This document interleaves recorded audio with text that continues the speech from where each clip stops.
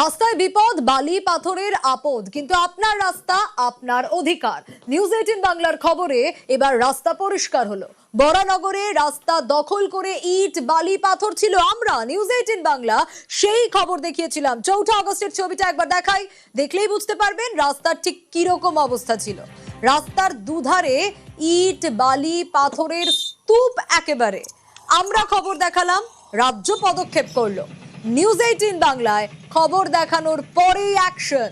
খবরের দুদিনের মধ্যে দেখুন রাস্তার ছবিটা বদলে গেছে, রাস্তা সাফ হয়ে গেছে। এবং এই রাস্তা কত বছর পর সাফ হলো জানেন? 15 বছর, মানে গোটা তৃণমূল জমানায় এরকমই ছিল দিনের পর দিন রাস্তা। আর 15 বছর পর ঠিক পরিষ্কার রাস্তার ছবিটা এরকম। পরিষ্কার রাস্তা পেয়ে খুশি এলাকাবাসীও।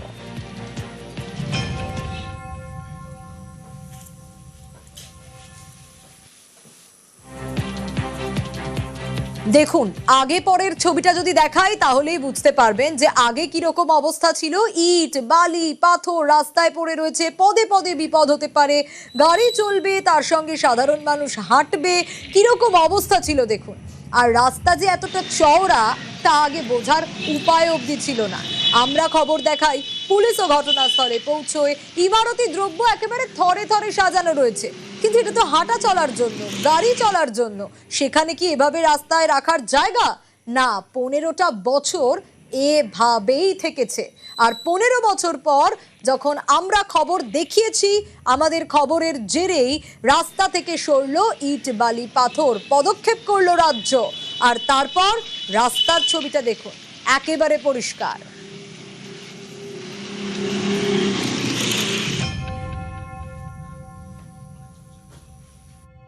আগে এইদিকে ওইদিকে সিমেন্ট বালু সব ফেলা থাকতো, বস্তা ফস্তা থাকতো।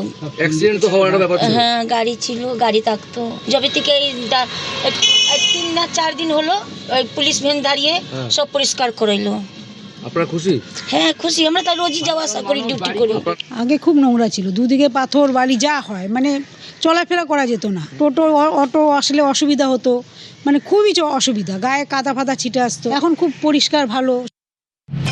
আগে চারিদিকে গাড়ি ঘোড়া, তারপরে বিশেষ করে সিমেন্ট বালি এই পাথরের জন্য গাড়ি ঘোড়ার খুব অসুবিধা হতো। বাইক ঘড়কে যেত, পড়ে যেত। পরিচ্ছন্ন এরকম ঠিক পরিষ্কার হয়েছে এই সপ্তাহখানিক হবে, মানে হ্যাপি। রাস্তাঘাট পরিষ্কার থাকলে, সুন্দর থাকলে তো দুর্ঘটনাও ঘটবে না। বরানগর পৌরসভার এমএসএমই রোড অত্যন্ত গুরুত্বপূর্ণ রাস্তা, এবং এই রাস্তার দুধারেই ইট বালি সিমেন্ট থেকে শুরু করে পড়েছিল পাথর। আর গত মঙ্গলবার নিউজ 18 বাংলা ঘটনাস্থলে এসে এই খবর সম্প্রচারিত করে। আর নিউজ 18 বাংলার খবরের জেরে নড়েচড়ে বসলো প্রশাসন। যেই রাস্তা 15 বছরে খালি করা গেল না, মাত্র 2 দিনে সেই রাস্তা খালি হয়ে গেল। যে সমস্ত পথ চলতি মানুষজন এখান থেকে যাতায়াত করেন তারা খুশি, কারণ তারা রাস্তা ফাঁকা পেয়েছেন। উঠে গেছে এই সমস্ত অবৈধ বেআইনি ইমারতি দ্রব্য। বরানগর থেকে সুবীর দে, নিউজ 18 বাংলা।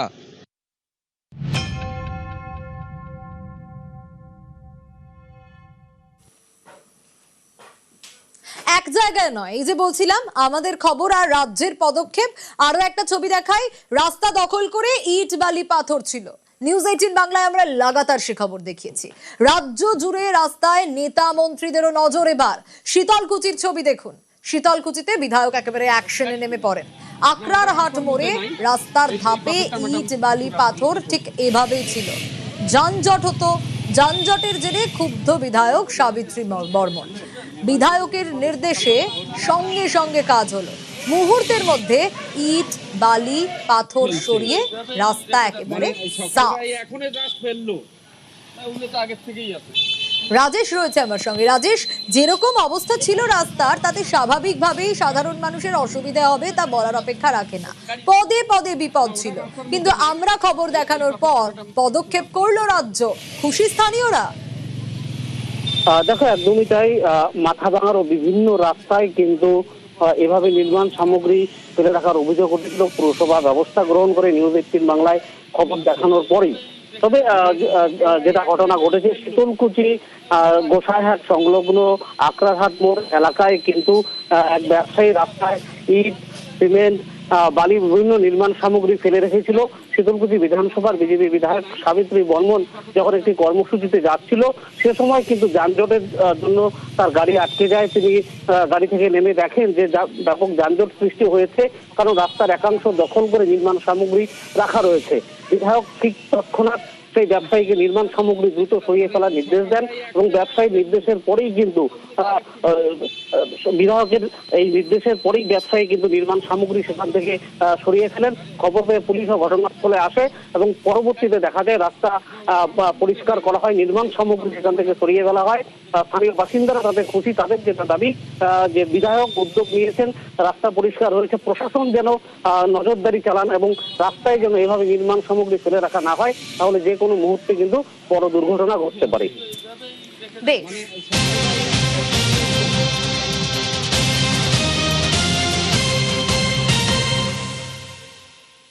আমরা নিউজ 18 বাংলা লাগাতার খবর দেখাচ্ছি, যেখানে যেমন ভাবে রাস্তার বাজে অবস্থা রয়েছে সেগুলো তুলে ধরার চেষ্টা করছি এবং আমাদের খবরের জেরে রাজ্য পদক্ষেপ পর্যন্ত করছে। তারই পাশাপাশি আমরা তাই বিভিন্ন রাস্তার ছবি দেখাচ্ছি কেন, আমরা আশা রাখছি শাসনের ছবিটাও বদলাবে। শাসনে রাস্তার বেহাল দশা, দেখুন কি অবস্থা। দীর্ঘদিন ধরে ঠিক এরকম পরিস্থিতি হয়ে রয়েছে। বর্ষাকাল, বর্ষায় জমা জলে দুর্ভোগের শেষ নেই। আর এই যে ছবিটা আপনাদের দেখাচ্ছি, এটা আমিনপুর থেকে বোয়ালঘাটা পর্যন্ত দেখুন কিরকম খানা খন্দে ভরে রয়েছে এবং 1-2 কিলোমিটার রাস্তা নয়, এটা একেবারে 10 কিলোমিটার বিপজ্জনক রাস্তা। বিপদ মাথায় নিয়েই রোজ যাতায়াত চলছে। রাস্তা সংস্কারেও দুর্নীতির অভিযোগ তুলেছে এলাকাবাসী। আমরা এই খবর দেখালাম এবং আমরা আশা রাখছি দ্রুত এই রাস্তাও ঠিক হবে। রাস্তায় এই ভোটের আগে কাজ হয়েছে, তারপর থেকে কাজ যা হয়েছে খুব বাজে কাজ করে গেছে, মানে খই ছড়ানোর মতো করে দিয়ে চলে গেছে। তারপর থেকে রাস্তায় একই অবস্থা, এই সব টোটাল রাস্তাটাই খারাপ। রাস্তা মানে এমন গাড্ডা হয়েছে, মানে ভেড়ির মতো মাছ চাষ করার মতো বড় বড় গাড্ডা, সব জল জমে যাচ্ছে আর সে গাড্ডায় কোনো গাড়ি যেতে পারে না। এরকম অবস্থা মানুষ যাবে কি? রাস্তা হয়েছিল মনে 1 বছর আগে, সে ভালোভাবে হয়নি, মানে খুব খারাপ অবস্থা রাস্তা, যখন তখন বিপদ হয়ে যেতে পারে। চলা যায় রাতে চলে, অনেক গাড়ি ভয়তে চলে না রাতে। বর্ষার মধ্যে রাস্তার যে মানে পরিস্থিতি, গাড়ি চালানোই মুশকিল। দুর্ঘটনা ঘটছে, হ্যাঁ দুর্ঘটনা, টোটো উল্টে যাচ্ছে, অটো উল্টে যাচ্ছে, বাস হয়তো বড় চাকা, এর জন্য হয়তো গাড়ির তো অনেক ক্ষতি হচ্ছে। এবারে গাড়ির মেনটেন্যান্স খরচা বেড়ে গেছে অনেক, যেখানে 1000 ছিল সেখানে 5000 হয়ে গেছে। চলাচল মানে গাড়ি চালাতেই পারছি না, 1 ফিট 2 ফিট জোর, তারপরে এনার্জি থাকছে। এই রাস্তার সমস্যা, রাস্তা ঠিক হচ্ছে না, আমরা গাড়ি চালাতে পারছি না, গাড়ি পাল্টি হয়ে যাচ্ছে। হ্যাঁ, এই স্কুলের প্যাসেঞ্জার উঠেছিল, এক্ষুনি সব পড়ে যাচ্ছিল, কারুর মাথায় লাগছে। আমরা তো চাই রাস্তাটা ভালো হোক। প্রায় কোটি কোটি টাকা ব্যয়ে মাত্র মাস 6 আগেই রাস্তা তৈরি হয়েছে, আর সেই রাস্তা বর্ষায় দেখা যাচ্ছে কোথাও গাড্ডা, অর্থাৎ রাস্তায় ডোবা না রাস্তা, পিচ রাস্তা, সেটা কিন্তু বোঝা উপায় সমস্যা হচ্ছে সাধারণ মানুষের। তার কারণ প্রতিনিয়ত ঘটছে দুর্ঘটনা, যেভাবে রাস্তায় খানাখন্দে ভরা, ছোট বড় গাড়ি প্রতিনিয়ত ঘটছে দুর্ঘটনা, বড় গাড়ির যন্ত্রাংশ ক্ষতি হচ্ছে, ফলে কস্টিং চার্জ বেড়ে যাচ্ছে, রাস্তায় গাড়ি চালাতেই পাচ্ছেন না বিভিন্ন গাড়ির চালকরা। ফলে তুমি দেখতে পাচ্ছ এটা হচ্ছে বোয়ালঘাটা আমিনপুর রোড। দীর্ঘদিন ধরে এই রাস্তা কিন্তু বেহাল। শাসন থেকে জিয়াউল আলম, নিউজ 18 বাংলা। রাস্তায় বালি পাথরের আপদ, হাঁটা দায় দুর্ঘটনার ভয়, পাড়ায় পাড়ায় হয়রানির এক শেষ।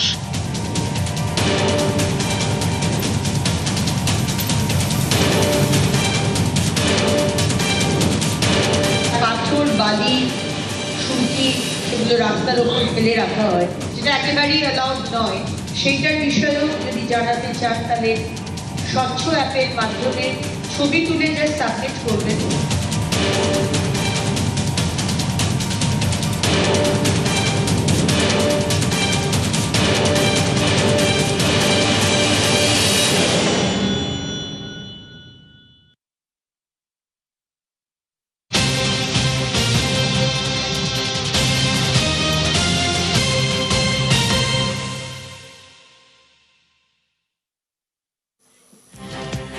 বিজেপিকে বিশুদ্ধ রাখতে মরিয়া নেতৃত্ব, আবারও দলের কর্মীদের কড়া বার্তা শ্রমিক ভট্টাচার্যের।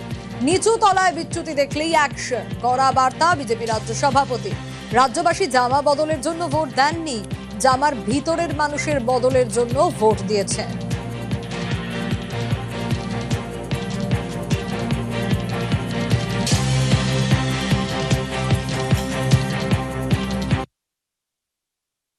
যেখানে বিচ্যুতি দেখা যাচ্ছে সেখানে দলীয় সংগঠনের পক্ষ থেকে ব্যবস্থা নেওয়া হচ্ছে এবং রাজ্যের মুখ্যমন্ত্রী শুভেন্দু অধিকারী তিনি প্রথম দিন থেকেই কঠোরভাবে এটাকে দমন করার চেষ্টা করছে। কোনো রাজনৈতিক দল এখনো পর্যন্ত তৈরি হয়নি যার সামান্যতম বিচ্যুতি না থাকে। যে অত্যাচার তৃণমূল কংগ্রেস 15 বছর ধরে করেছে তার যদি প্রতিক্রিয়া হতো তাহলে অনেকেই লিঞ্চিংয়ে মারা যেত, সেটা হয়নি। সমস্ত বিধায়করা অক্ষত আছেন, সমস্ত মন্ত্রীরা অক্ষত আছেন, সমস্ত কাউন্সিলর অক্ষত আছেন।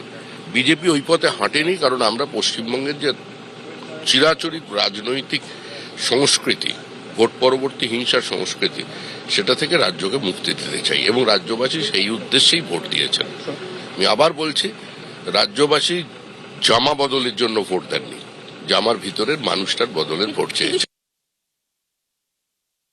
15 দিনের চূড়ান্ত সময়সীমা দেওয়ার পর এবার সরাসরি বিজেপি রাজ্য সভাপতি শ্রমিক ভট্টাচার্যের বার্তা, নিচু তলায় কোনো রকম বিচ্যুতি বরদাস্ত করা হবে না।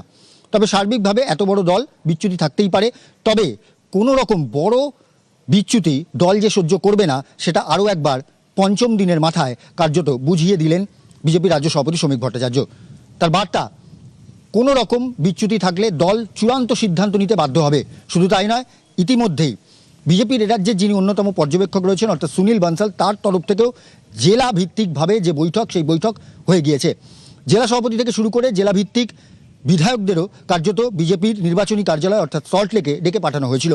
সেখানের বৈঠকেও বলে দেওয়া হয়েছে কোনো রকম নিচু তলায় ভুল বারবার করে বরদাস্ত করা হবে না। যদি এই ভুল বারবার কেউ করে তার বিরুদ্ধে দল চূড়ান্ত সিদ্ধান্ত নেবে। অর্থাৎ নিচু তলায় যাতে করে কোনো রকম বিচ্যুতি না থাকে তার জন্য এবার দলের রাশ টানতে চাইছে রাজ্য নেতৃত্ব। ক্যামেরায় কাঞ্চনের সঙ্গে প্রীতিশ বন্দ্যোপাধ্যায়, নিউজ 18 বাংলা, কলকাতা। নজর রাখবো এবার বিজেপির কোর কমিটিতেও তোলাবাজি বন্ধে বার্তা। একাধিকবার তোলাবাজি বন্ধে বার্তা রাজ্য সভাপতির। এবার কোর কমিটির বৈঠকে একই বার্তা কেন্দ্রীয় নেতৃত্বে। জেলা কমিটিগুলিকে আগেই স্পষ্ট বার্তা সুনীল বানসালদের। কেন্দ্রীয় নেতৃত্বের সঙ্গে বৈঠকে শুভেন্দু, শ্রমিক, সুকান্ত।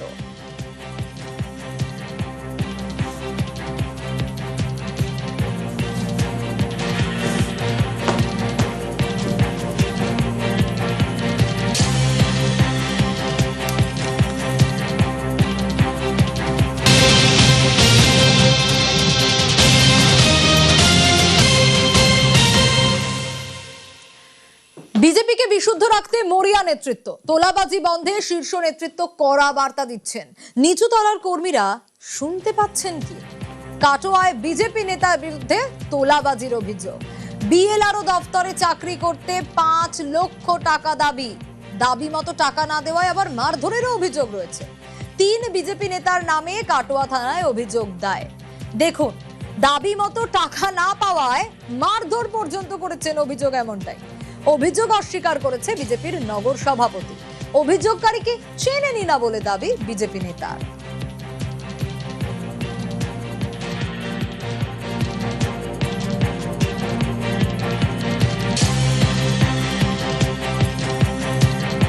গত 26/6/2026 তারিখে রাত্রে কাটোয়া নগরমণ্ডল বিজেপি অফিসে আমাকে ডেকে পাঠানো হয় এবং বলা হয় যে কাটোয়া 1 নম্বর বিএলআর অফিসে কাজ করতে গেলে আপনাকে 5 লাখ টাকা তোলা দিতে হবে, তবে আপনি কাজ করতে পারবেন।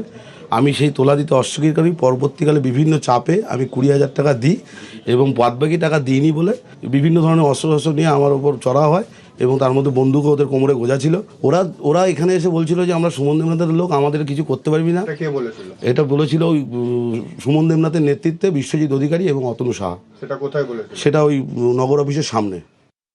এটা সাজানো ঘটনা। প্রথম কথা হচ্ছে, দেখুন, প্রথম কথা হচ্ছে যে কেউ থানায় গিয়ে যা কিছু বলতে পারে। সর্বপ্রথম হচ্ছে প্রমাণটা দেখাতে হবে। আমি আবারও বললাম, ভারতীয় জনতা পার্টি কাটোয়া নগর অফিসে সিসিটিভি ক্যামেরা আছে, ওনাকে আমি প্রথমত চিনি না, কোনো যদি টাইমের এরকম দেখাতে পারে আমি অন স্পট রেজিগনেশন দিয়ে দেবো। এর পেছনে যারা আছে আমি জানি যে তারা 4 তারিখের পর অতি বিজেপি, তারা যারা ভেবে বসে আছে যারা নতুন বিজেপি বা অতি বিজেপি, তারা এইসব ভুল করছে।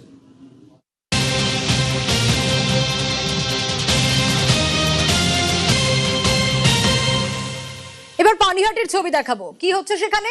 60টা ঠেক, আর সেখানে বিজেপির অভিযান। পালানোর আগেই 60টা ঠেকের কর্মী একেবারে পাকড়াও। দেখুন, কান ধরে পা ধরে ক্ষমা চাইতে হলো। এই তো প্রমাণ, আজকে হাতে নাতে ধরা পড়ে গেছে, কিষাণ মোর্চার হাতে ধরা পড়ে গেছে খদ্দার, বুঝতে পারছো না? না না, তুমি কি এটা তৃণমূল সরকার মনে করছো নাকি? বুঝতে পারছো না? না না, তুমি কি এটা তৃণমূল সরকার মনে করছো? 20 টাকা 50 টাকা করে নিচ্ছি। কি 20 টাকা পকেটে পয়সা বের করো? উনি নাকি 20 টাকার খেলা, পয়সা বের করো, পয়সা বের করো। না, কালকে লিখেছে আজকে, দাঁড়াও তুমি দেখো, এই যে আমার ডেট, এই দেখো। সুযোগ দেবো কেন দেবো? আমি কি দায়িত্ব নিয়েছি তোমার? তোমাকে সুযোগ দেওয়ার দায়িত্ব নিয়েছি। অপারেশন আছে, রুগী আছে, কষ্ট করে খাও। একটা সুযোগ দাও, একটা 60টা চালিয়ে বেআইনি কাজ করে খাবে। সুবীর রয়েছে আমার সঙ্গে। সুবীর, একেবারে কান ধরে পা ধরে ক্ষমা চাইছেন এই 60টা ঠেকের কর্মী, কিন্তু কতদিন ধরে চলছিল এ কাজ? আর 60টা ঠেকে বিজেপি অভিযান চালাতে পালানোর আগেই পাকড়াও করা গেছে। দেখো, রাজ্যের মুখ্যমন্ত্রী শুভেন্দু অধিকারী নির্দেশ দিয়েছিলেন যে এলাকাতে কোন রকম ভাবে কোনো বেআইনি সাতটা মদ এবং মদের ঠেক চলবে না এবং জুয়ার ঠেক চলবে না। কিন্তু সেই জায়গা থেকে দেখা যাচ্ছে যে প্রকাশ্যে ঠেক না চললেও এইভাবে কিন্তু খাতা, ছোট ছোট ডায়েরি করে সেই জায়গাটা কিন্তু বিভিন্ন জায়গায় জায়গায় এর মধ্যে দাঁড়িয়ে এইভাবে কিন্তু বেআইনিভাবে সাতটা ঠেক কিন্তু চলছে। কিন্তু যখন বিজেপি কর্মীদের কাছে খবর, যখন আগামীকাল পানিহাটিতে আসছেন রাজ্যের মুখ্যমন্ত্রী শুভেন্দু অধিকারী, এবং তার আগেই কিন্তু বিজেপি কর্মীদের কাছে খবর যায় যে এইভাবে তারা কিন্তু বেআইনিভাবে সাতটা ঠেক চালাচ্ছেন জায়গায় জায়গায়। তো সেই জায়গা থেকে দাঁড়িয়ে তারা কিন্তু অভিযান চালান। অভিযান চালানোর সময় তার জায়গা থেকে কিন্তু পালানোর চেষ্টা করেন 60টা ঠেকের কর্মী। তখনই কিন্তু দৌড়ে একদম কলার ধরে টানতে টানতে নিয়ে আসেন প্রকাশ্যে এই বিজেপি কর্মীরা, এবং তখনই কিন্তু তারা কান ধরে পা ধরে কিন্তু ক্ষমা চাইছেন যে তারা আর জীবনে এই ভুল কাজ করবেন না, তারা অন্যায় করে ফেলেছেন। এই নিয়ে কিন্তু একটা চাঞ্চল্য আর উত্তেজনা তৈরি হয়। অবশেষে কিন্তু এই যে যিনি 60টা কর্মী রয়েছেন তাকে কিন্তু ইতিমধ্যে বিজেপি কর্মীরা ধরে তাদের থানার হাতে তুলে দিয়েছেন। বেশ, বুঝতে পারছো না? না না, তুমি কি এটা তৃণমূল সরকার মনে করছো নাকি? বুঝতে পারছো না? না না, তুমি কি এটা তৃণমূল সরকার মনে করছো? 20 টাকা 50 টাকা করে নিচ্ছি। কি 20 টাকা পকেটে পয়সা বের করো? উনি নাকি 20 টাকার খেলা, পয়সা বের করো, পয়সা বের করো। না, কালকে লিখেছে আজকে, দাঁড়াও তুমি দেখো, এই যে দেখো আমার ডেট, এই দেখো। সুযোগ দেবো কেন দেবো? আমি কি দায়িত্ব নিয়েছি তোমার? তোমাকে সুযোগ দেওয়ার দায়িত্ব নিয়েছি। অপারেশন আছে, রুগী আছে, কষ্ট করে খাও। একটা সুযোগ দাও, একটা 60টা চালিয়ে বেআইনি কাজ করে খাবে। কাজ চালাবো না, অন্যায় হয়ে গেছে। আমি পেটের দায় করছিলাম, গরিব মানুষ, 4-5 মাস বন্ধ তো চালাতে পারছি না, ওই জন্য করে খেটে একটা কাজ আমার একটা ব্যবস্থা করে দাও, আমি খেটে খাবো। ভুল করেছি, অন্যায় করেছি, অন্যায় করে অন্যায় করেছি, আর করবো না, কোনো সময় জন্য আর করবো না, আর কোনো সময় জন্য করবো না। আপনি যা ইচ্ছা বলুন, আমরা আমাদের কাজ করেই যাব, আমরা চুরি করেই যাব, এইটা আমাদের ধর্ম, অসৎ পথে কামাবো, এইটাই আমাদের নিষ্ঠা, এইটাই এরা করছে। কালকে এখানে মিউনিসিপালিটিতে সিএম নিজে আসবে, আজকে উনি প্রকাশ্যে দিবালকে মানে কি সুন্দর 60টা লিখে বেড়াচ্ছে। নিশ্চয় কারোর মদত ছাড়া তো করতে পারে না এটা, কিন্তু এইভাবে যদি দীর্ঘদিন চলে আমরা কত তুলবো? এটা প্রশাসনেরও দেখা উচিত, এই জিনিসগুলোকে বন্ধ করে, যেগুলো আমাদের মুখ্যমন্ত্রী বারণ করেছে, অবৈধ কাজবাজ।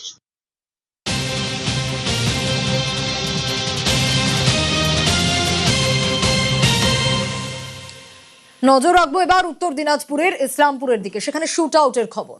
ব্লক তৃণমূল প্রাথমিক শিক্ষা সেলের সভাপতি খুন। প্রাথমিক স্কুলের প্রধান শিক্ষক নজরুল ইসলাম। জাতীয় সড়কে তৃণমূল নেতাকে লক্ষ্য করে গুলি চলে। চঞ্চল রয়েছে আমার সঙ্গে। চঞ্চল, এখনো পর্যন্ত তদন্তে কি উঠে এলো, কি জানা গেল, কে বা কারা কেন খুন করলো?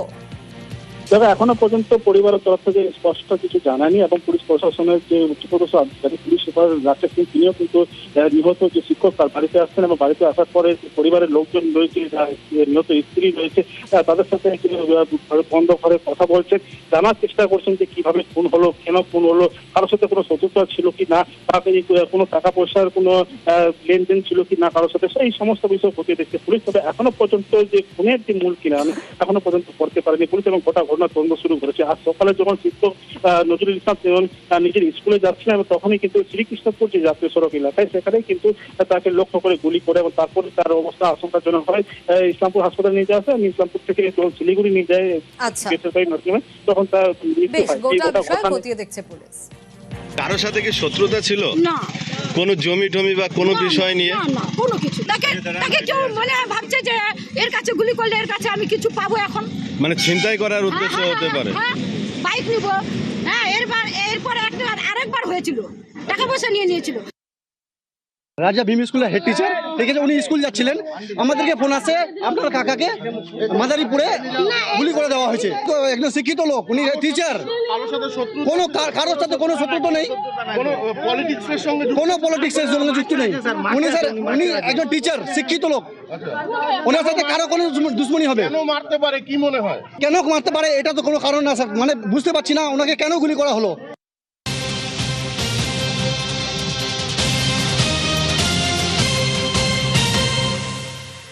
আর এবার নজর রাখবো মালদার দিকে, সেখানেও তৃণমূল কর্মী খুন, নিহত মোথাবাড়ির পঞ্চানন্দপুরের বাসিন্দা।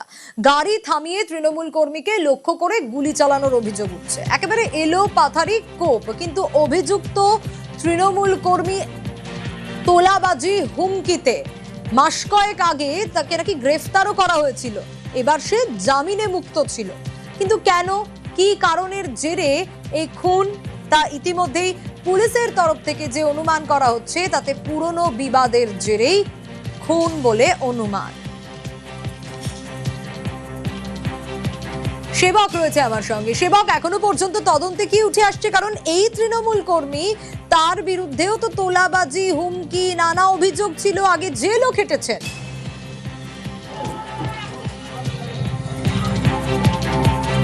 একদমই, দেখো তুমি যেমনটা বলছিলে, এই নাসিরউদ্দিন আহমেদ তৃণমূল কর্মী, মথাবাড়ির পঞ্চানন্দপুরের বাসিন্দা, তার বিরুদ্ধে কিন্তু একাধিক অভিযোগ ছিল। তৃণমূল জামানায় কার্যত ত্রাস সৃষ্টি করে রেখেছিল, কারো হাত কেটে নেওয়ার ঘটনা, গুলি চালানোর ঘটনা, তোলাবাজির ঘটনা, এমন পুলিশের খাতায় একাধিক অভিযোগ এই নিহত নাসিরউদ্দিন আহমেদের বিরুদ্ধে। তাকেই গতকাল ঘিরে ধরে একদল দুষ্কৃতী, যার নেতৃত্বে ছিল এলাকার যুবক ফিরোজ শেখ বলে জানা যাচ্ছে। ফিরোজ শেখ ও তার দলবল এই হামলা চালিয়েছে, এমনটাই পরিবার এবং প্রত্যক্ষদর্শীদের দাবি। এই ফিরোজ শেখের উপরেও এর আগে হামলা চালিয়েছিল নিহত নাসিরউদ্দিন। সব মিলিয়ে পুরনো বিবাদের জেরে এই খুনের ঘটনা বলে প্রাথমিকভাবে মনে করছে পুলিশ। এর সঙ্গে টাকার লেনদেন সংক্রান্ত বিবাদও রয়েছে। যেটা বলছিলাম, তৃণমূল জামানায় ত্রাস ছিল এই নাসিরউদ্দিন, বছর 26-এর যুবক, তার বিরুদ্ধে একাধিক অভিযোগ। তবে গত কয়েক মাস ধরে সে পুনেতে থাকছিল, সেখানে একটি খাবারের দোকান চালাচ্ছিল, এমনটাই পুলিশ জানতে পেরেছে। কিছুদিন আগেই বাড়িতে ফেরে আজ সপরিবারে আবার পুনেতে যাওয়ার কথা ছিল। এরই মধ্যে গতকাল নিজের 4 চাকা গাড়িতে করে বেরোন ছেলের ওষুধ আনতে যাওয়ার জন্য। আর সেই সময় একটা বাজার বলে যে এলাকা, সেখানে তাকে ঘিরে ধরা হয়, প্রথমে গুলি চালানো হয়, গুলি লক্ষ্যবস্তু হলে তাকে ধরে ফেলে ধারালো অস্ত্র দিয়ে কুপিয়ে খুন করা হয়। এই ঘটনায় ইতিমধ্যেই পুলিশ তদন্ত শুরু করেছে। ফিরোজ শেখের খোঁজ চলছে। এই ফিরোজ শেখ কংগ্রেস ঘনিষ্ঠ, তার দাদা কংগ্রেসের ব্লক নেতা। সব মিলিয়ে এই ঘটনার পিছনে পুরনো বিবাদ, আর্থিক লেনদেন আছে বলেই মনে করা হচ্ছে। এর পিছনে রাজনৈতিক কোনো বিবাদ নেই এমনটাই মনে করছে কংগ্রেস, এমনটাই মনে করছে তৃণমূল। কিন্তু উত্তেজনা, আতঙ্ক রয়েছে, কেন এলাকার যেটা বলছিলাম এমন ত্রাস এই নাসিরউদ্দিন, তার মৃত্যুর পরে ভয় পাচ্ছে। ফিরোজ শেখের সঙ্গে ঝামেলা ছিল আগে, ওই পয়সা নিয়ে। হ্যাঁ, একবার ওই ঝামেলাতে একবার অ্যারেস্ট হয়েছি। আমার দাদা এই ওষুধ নিতে এসেছিল বাজার, সেই সময় ফিরোজ শেখের দলপল ফিরোজ শেখ তাড়া করে, গুলিও ফায়ার করে। গুলি লাগেনি, বাট চাকুতে পুরো শরীর একদম আহত করে দিয়েছে। ঘটনাস্থলেই মারা যায়। ঘটনাস্থলে মারা যায়।